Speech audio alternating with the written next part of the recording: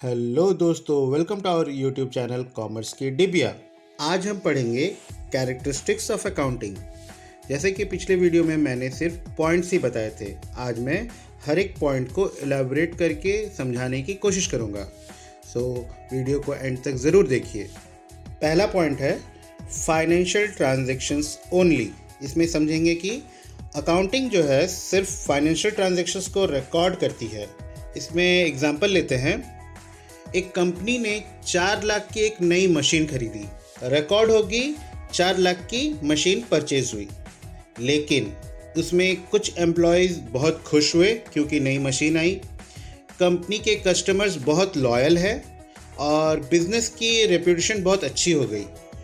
क्या ये रिकॉर्ड होंगे? नहीं, क्योंकि इनकी मॉनेटरी वैल्यू नहीं होती।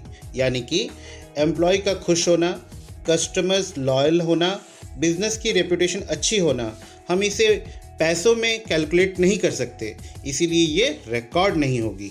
दूसरा पॉइंट है मॉनेटरी मेजरमेंट। अकाउंटिंग में सिर्फ वही चीज़ें रिकॉर्ड होती हैं जिन्हें पैसे में मेज़र किया जा सकता है। मनी अकाउंटिंग की एक कॉमन लैंग्वेज है। तीसरा पॉइंट सिस्टमैटिक रिकॉर्डिंग। हर ट्रांजैक्शंस प्रॉपर ऑर्डर और डेट के अकॉर्डिंग रिकॉर्ड होता है। चौथा क्लासिफिकेशन। सेम टाइप के ट्रांजैक्शंस को एक ग्रुप में रखा जाता है। For example sales account, purchase account, salary account, rent account. इसमें समझते क्या है कि एक कंपनी या एक शॉप से बहुत सारे सेल्स होते हैं, तो हर एक का अलग अलग हम अकाउंट नहीं बनाते हैं, सारे के सारे सेल्स को एक सेल्स अकाउंट के हेड में रखते हैं। उसी तरीके से एक शॉप में या एक कंपनी में बहुत सारी चीज़ें परचेज होती हैं, तो उनको सारे परचेज को एक हेड में हम लोग लिखते हैं, जिसे करते हैं कि परचेज अकाउंट। उसी तरीके से सैलरी अकाउंट और रेंट अकाउंट को हम लोग यूज़ करते हैं। Fifth point summarization. हज़ारों ट्रांजैक्शंस को समराइज करके फाइनेंशियल स्टेटमेंट्स बनाई जाती हैं, जैसे कि trading account, profit and loss account और balance sheet. Sixth point analysis and interpretation.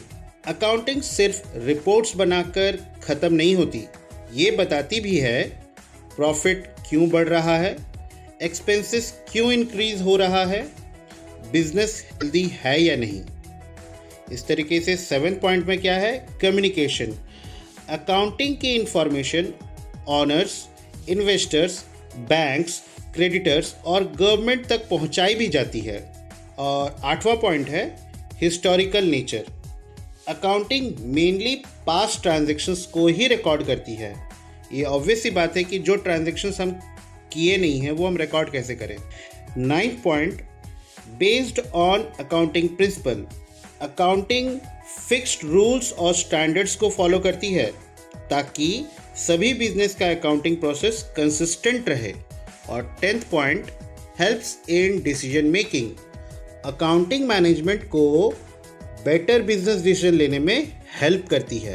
तो अभी जो हमने ये 10 पॉइंट्स जाने, ये बताते हैं कि अकाउंटिंग की विशेषताएं क्या है। ठीक है, तो अब ये 10 पॉइंट्स क्लियर होने के बाद अब हम जानेंगे ऑब्जेक्टिव्स ऑफ अकाउंटिंग, यानी कि अकाउंटिंग करते ही क्यों हैं।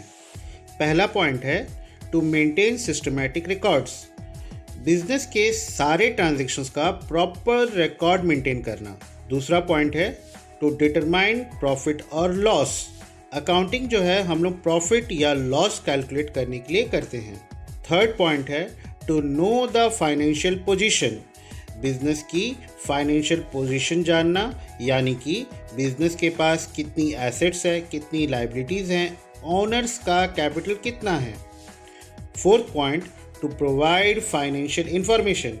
इस ऑब्जेक्टिव के वजह से अकाउंटिंग के जो इंफॉर्मेशंस हैं, जैसे कि trial balance, profit and loss, balance sheet, ये सारे हम कंपनी के ओनर, बैंक्स, इन्वेस्टर और गवर्नमेंट अथॉरिटीज़ को हम लोग प्रोवाइड करते हैं। फिफ्थ पॉइंट है to help management make better decision. Management को बेटर डिसीजन लेने में हेल्प करना। सिक्स्थ पॉइंट है to comply with GST, income tax and other legal requirement. GST, income tax और लीगल कंप्लायंसेस मेंटेन करना।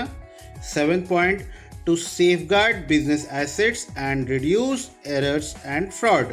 बिजनेस के assets को सेफ करना, उसे गार्ड करना और फ्रॉड को रिड्यूस करना। अब हम जानेंगे एडवांटेजेस ऑफ अकाउंटिंग। अकाउंटिंग के बहुत सारे बेनिफिट्स हैं।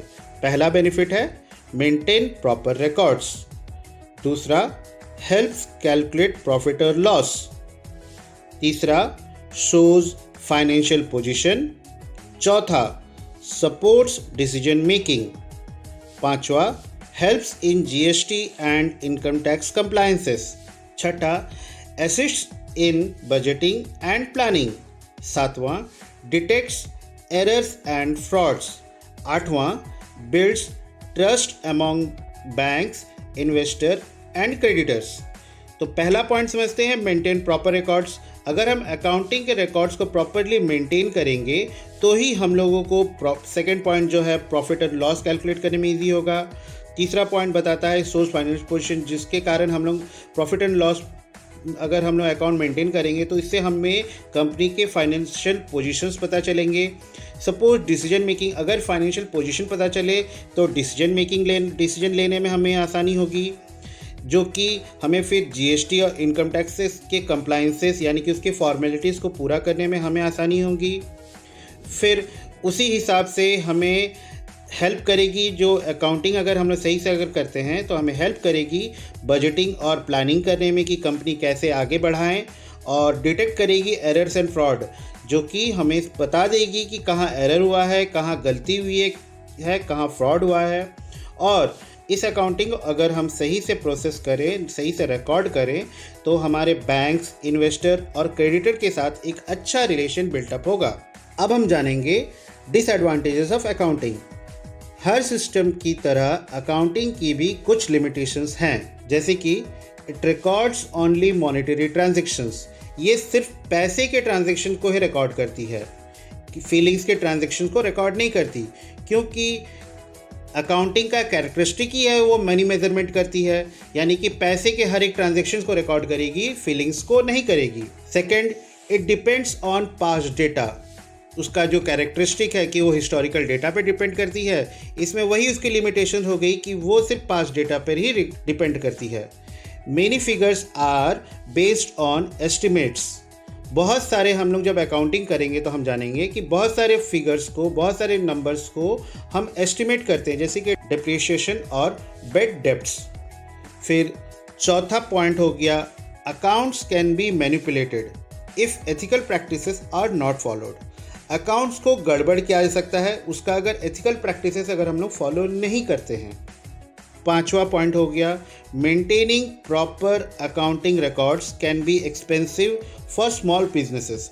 छोटे बिजनेसेस को अकाउंटिंग को मेंटेन करना थोड़ा एक्सपेंसिव हो सकता है। छठा पॉइंट हो गया, accounting also ignores qualitative factors like employees motivation, customer satisfaction and brand reputation.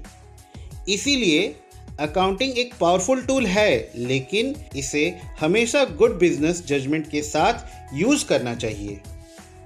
तो इस वीडियो में हमने जाना characteristics of accounting, objectives of accounting, advantages of accounting और डिसएडवांटेजेस ऑफ अकाउंटिंग।